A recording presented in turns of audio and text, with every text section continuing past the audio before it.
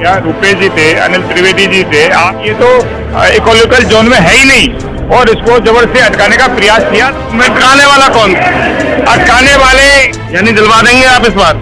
उम्मीद पूरी है कि हम इसको उम्मीद है लेकिन वादा पूरा नहीं है। इनको रामेंद्र सोलंकी को अपने ऊपर विश्वास नहीं है। वाकई ये बहुत बड़ी चिंता की विषय की बात है क्योंकि सारे पत्रकार आज इनके साथ खड़े हैं। उम्मीद करना कोई बेईमानी नहीं होती है। फुल धूल के भाग रही थी, आज हमने उसको हरकत में ला दिया। अब सरकार को मजबूरन उस पर निर्णय ही करना पड़ेगा। यानी 10 साल से आप उसको स्थिति में लेके आए हो और आपको क्या लगता है कि अब कितने साल और लगेंगे? ये बात पट्टे की हो रही है। आप ये क्यों नहीं कह रहे थे कि सरकार को देना पड़ेगा, मजबूर करेंगे सरकार को?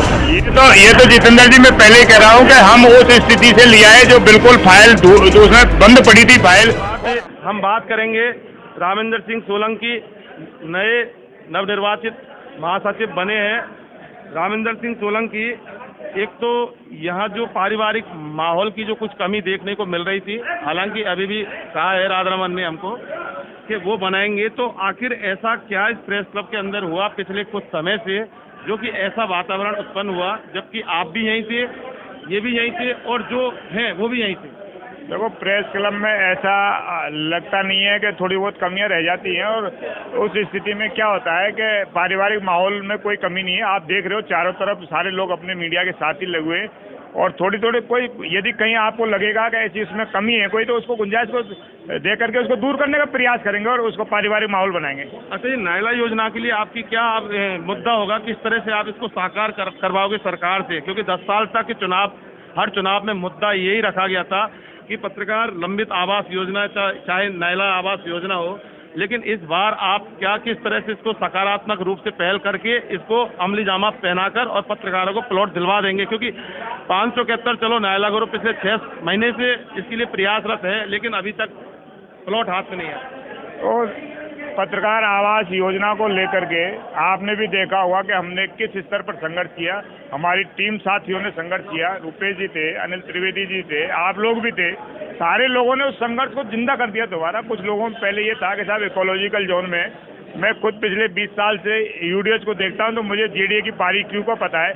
हमने उस फाइल को ढूंढा, निकाला, उनमें तथ्यों को दूर करने का प्रयास किया और हमने बहुत जब उसमें खोज खबर की तो पता लगा कि ये तो इकोलॉजिकल जोन में है ही नहीं और इसको जबरदस्ती अटकाने का प्रयास किया, तो हमने उसको दूर किया और आज वो फाइल मूवमेंट। अटकाने वाला कौन? अटकाने वाले कई अधिकारियों को, जेडीए के अधिकारियों की या पिछली सरकार की जो भी खामी रही है उसको वहाँ उस समय 2017 में इसको अटका करके और इसको डंप कर दिया था फाइल को। अब बीच में धीरे धीरे जब इसको इन्वेस्टिगेशन किया हमारे साथियों ने, तो अब हमने ये सारा चीज़ इसको क्लियर राइटर को ख़त्म कर दिया कि ये आवास योजना इकोलॉजिकल जोन में नहीं है और अधिकारी इसको अब तक भ्रमित कर रहे थे। हमने उस भ्रम को तोड़ दिया है और इस फाइल को क्लियर कर दिया। यानी दबी जुबान से कुछ पत्रकार ये भी कहते नजर आते रहे हैं कि इस योजना को लटकाने में जितना सरकार में बैठे सरकारी अधिकारी जिम्मेदार हैं, क्या उतने ही जिम्मेदार कुछ पत्रकारों के नेता जिम्मेदार नहीं है? लोकतंत्र में क्या होता है कि जो कुछ पक्ष के भी लोग होते हैं, कुछ विपक्ष के भी होते हैं, सब तरह के लोग होते हैं, तो इसलिए हम किसी पे आरोप नहीं लगाएंगे। हमारे किसी पत्रकार लोगों ने ये अटकाई है, बेसिकली अधिकारियों ने अटकाई और कुछ हो सकता है किसी की कहीं कोई आई हो बात, लेकिन हम उसको दूर करने का प्रयास करेंगे और इस बार हम ये करेंगे कि सारे सीनियर्स को एक मंच पर ला करके इस योजना को लेकर के और कठोरता से हम सरकार के सामने बात रखेंगे अपनी, और हमें उम्मीद ही पूरा विश्वास है कि सरकार इस पर पूरी तरह से मंथन करेगी। यानी दिलवा देंगे आप इस बार? उम्मीद पूरी है कि हम इसको योजना को, यानी कि उम्मीद है लेकिन वादा पूरा नहीं है। इनको रामेंद्र सोलंकी को अपने ऊपर विश्वास नहीं है। वाकई ये बहुत बड़ी चिंता की विषय की बात है क्योंकि सारे पत्रकार आज इनके साथ खड़े हैं, लेकिन अभी भी इनका सिर्फ ये कहना कि उम्मीद करेंगे, जबकि अपनी समस्याओं से निजात दिलवाने के लिए पत्रकारों ने इनको महासचिव बनाया। लेकिन रामेंद्र सिंह, उम्मीद करना वाकई बेईमानी होगी पत्रकारों के साथ? नहीं, उम्मीद करना कोई बेईमानी नहीं होती है। आपने देखा कि हमने उस योजना को लेकर के जो बिल्कुल धूल के भाग रही थी, आज हमने उसको हरकत में ला दिया, हमारे साथियों ने हरकत में लाया। ऐसा नहीं है कि हमारा संघर्ष कहीं कम है और संघर्ष का परिणाम ये है कि अपन उस स्टेज पर पहुंच गए। अब सरकार को मजबूरन उस पर निर्णय ही करना पड़ेगा। ऐसा नहीं है कि अब लटकाने की पोजीशन नहीं है। यानी 10 साल से आप उसको स्थिति में लेके आए हो और आपको क्या लगता है कि अब कितने साल और लगेंगे? ये बात पट्टे की हो रही है।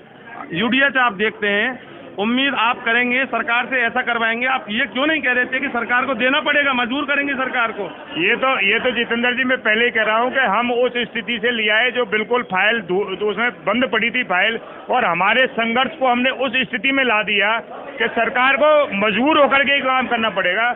और यदि कहीं दिक्कत आती है तो हम सारे सीनियर्स को लेकर के, सभी पत्रकारों को एकजुट होकर के उस संघर्ष को अमली जामा पहना के छोड़ेंगे। यानी सरकार को मजबूर होना पड़ेगा। रामविंदर सिंह सोलंकी का कहना है कि सरकार को बिल्कुल मजबूर करेंगे, और एक काफी अनुभवी पत्रकार हैं, और जो 10 साल से योजना लटकी हुई थी उसको अमली जामा पहनाएंगे और सरकार को मजबूर करेंगे। काफी इरादे रखते हैं, और युवा पत्रकार हैं, यूडीएच भी देखते हैं, काफी इन्वेस्टिगेशन भी इन्होंने फाइल की थी, और इनका यही कहना है कि कहीं ना कहीं होकर सरकार को हम मजबूर कर देंगे कि पत्रकारों की जो आवाज समस्या है वो इनको मिलकर रहे। सहयोगी राकेश गुप्ता के साथ पिंक सिटी प्रेस क्लब से इन्वेस्टिगेशन मीडिया के लिए मैं जितेंद्र शर्मा।